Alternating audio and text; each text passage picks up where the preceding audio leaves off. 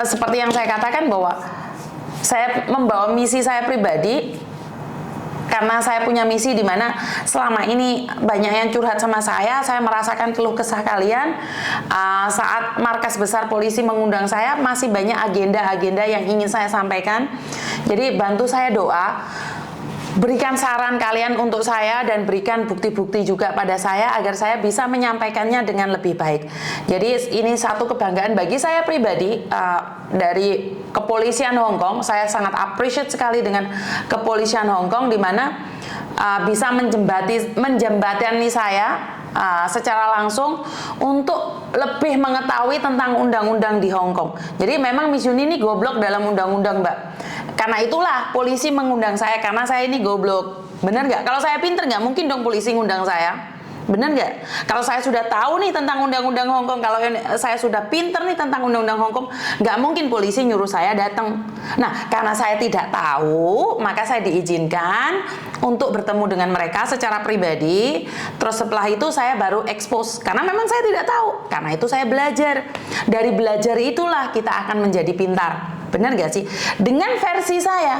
Karena kalau dari versi kepolisian, kita harus rapi duduknya, berbicaranya juga bingung ya Mbak ya, namanya orang di sana orang besar loh. Di sana itu orang besar, bosnya Mbak, salah satu Mbaknya yang mengenalkan saya itu orang top markotop Hong Kong loh. Yang berbicara dengan saya itu nggak ada koneksi langsung di bos besar. Jadi nggak ada koneksi langsung ke bos besar. Berarti kan kita memang lagi dilihat. Saya sudah bilang kita lagi dilihat nih. Karena itu jangan sampai nih tujuan kita ke Hong Kong jadi salah kaprah. Dari awal saya sudah katakan tujuan kita ke luar negeri mencari uang. Jangan sampai menggadaikan masa depan kita karena sesuatu yang sesaat. Dengan sesuatu yang sesaat kita akan kehilangan di penjara, Mbak. Gak guyon. Saya akan terus mengingatkan, menggaung-gaungkan bahwa hati-hati di dalam setiap pekerjaan, hati-hati di dalam setiap tindakan. Karena mau tidak mau, suka tidak suka, kita tuh diawasi, Mbak. Ini negara orang. Masih ingat salah satu orang Indonesia yang dulu ceritanya saya kurang begitu jelas. Intinya adalah dia menentang pemerintahan Hong Kong, salah satu media sosial ya. Akhirnya dia tidak ditangkap, dia tidak diadili, tidak diapa-apain, cuman izin tinggalnya di cancel, tidak bisa dilanjutkan. Jadi izin tinggalnya tidak bisa dilanjutkan. Artinya adalah caulah, Hong Kong nggak mau kamu, caulah. Betapa pinternya kamu, betapa hebatnya kamu, betapa kuatnya kamu harus pergi. Kamu harus pergi dari Hong Kong. Jadi nggak guna orang pinter kalau keminter. Pada akhirnya akan dideportasi. Ini pertama. Dan kedua, ada salah satu orang yang sangat vokal mengkritik tentang pemerintahan Hong Kong. Saya dengar-dengar visanya juga nggak bisa di-renew. Mungkin tahun ini atau tahun depan juga akan dikeluarkan dari dunia persilatan Hong Kong. Jadi saya tidak tahu kapan nih, tapi gosip yang tersebar akan juga dikeluarkan dari dunia persilatan Hong Kong. Artinya adalah kita itu didelok, diawasi. Gerak-gerik kita diawasi.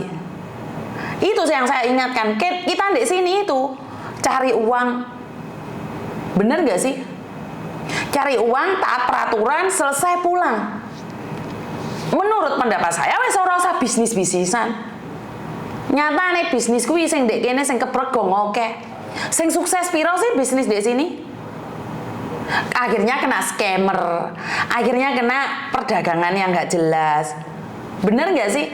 Jadi di sini saya selalu mengingatkan dengan adanya kepolisian Hong Kong memberikan ruang pada saya, bahkan saya lain kali diizinkan podcast di tempat mereka, dikasih tempat sama mereka, itu membuat kita lebih berhati-hati lagi gitu loh, Mbak.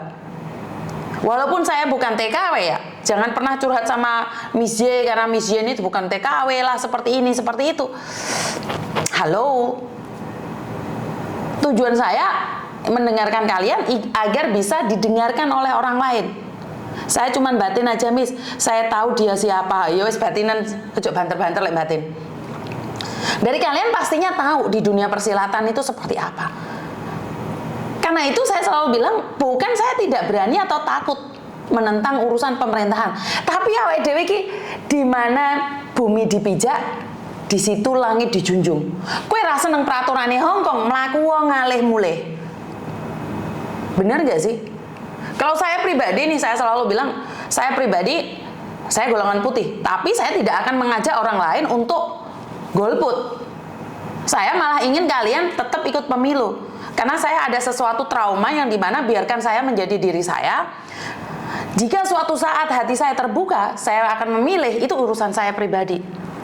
Karena hari ini itu saya disangkutkan dengan beberapa politisi yang saya sebenarnya tidak ngeh, tidak tahu, bahkan saya tidak ikut campur. Jadi bukan berarti saya itu tidak mengabdi pada negara saya ya. Saya cinta negara saya sampai saat ini. Saya mencintai Indonesia. Dan saya tetap punya cita-cita untuk pulang Indonesia. Bahkan saya itu punya keinginan anak dan suami saya ikut saya ke Indonesia. Itu cita-cita saya. Tapi tidak mudah untuk membawa orang Hongkong balik ke Indonesia. Itu butuh proses dan butuh perjuangan. Jadi kalau kalian hari ini merasa bahwa Miss Yuni sudah permanen Hongkong, nggak pingin pulang lagi ke Indonesia. Enggak, saya masih tetap pulang. Saya cinta Indonesia. Saya katakan bahwa saya cinta Indonesia walaupun saya permanen Hongkong. Walaupun saya permanen Hongkong, paspor saya sampai detik ini tidak pernah berubah.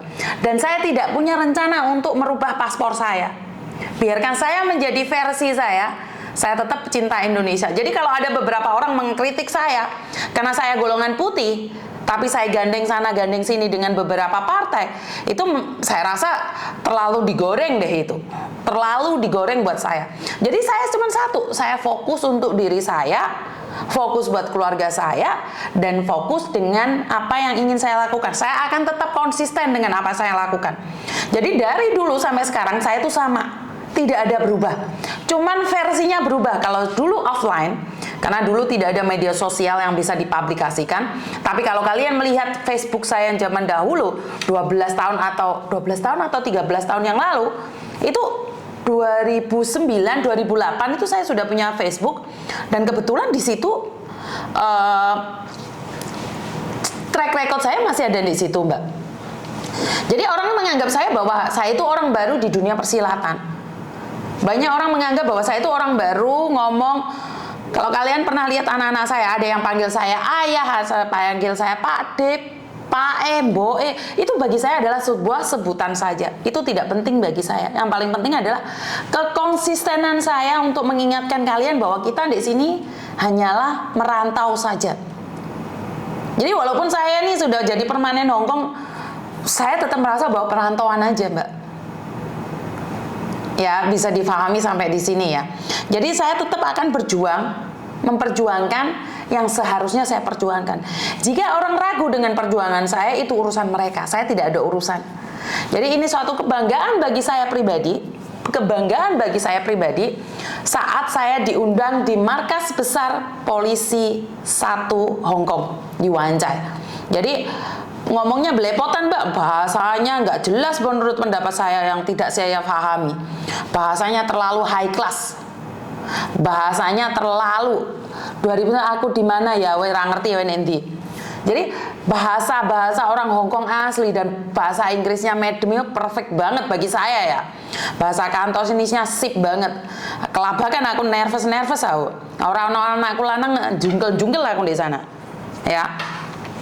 Saya suka dengan caranya Miss Yuni berjuang untuk menyuguhkan kenyataan tanpa ngontot, untuk menyuarakan, nyatakan bisa langsung ke spill government Hong Kong dan government Indonesia. Ya itu, Mbak. Sekali lagi kan versi orang macam-macam nih. Ada orang yang dengan versi dia, ada orang yang dengan versi dengan cara mereka. Jadi versi saya adalah untuk memohon didengarkan, karena ini adalah keluh kesah kita. Dan apakah itu sebuah perjuangan? Ya tergantung dari pendapat yang berjuang. Bagi orang yang merasa bahwa itu adalah cuman cuan, ya itu memang cuan, Mbak. Tapi bagi merasa itu adalah sebuah perjuangan, maka itu adalah sebuah perjuangan. Jadi sekali lagi, perjuangan itu tergantung dari apa yang kita inginkan dan tujuan kita.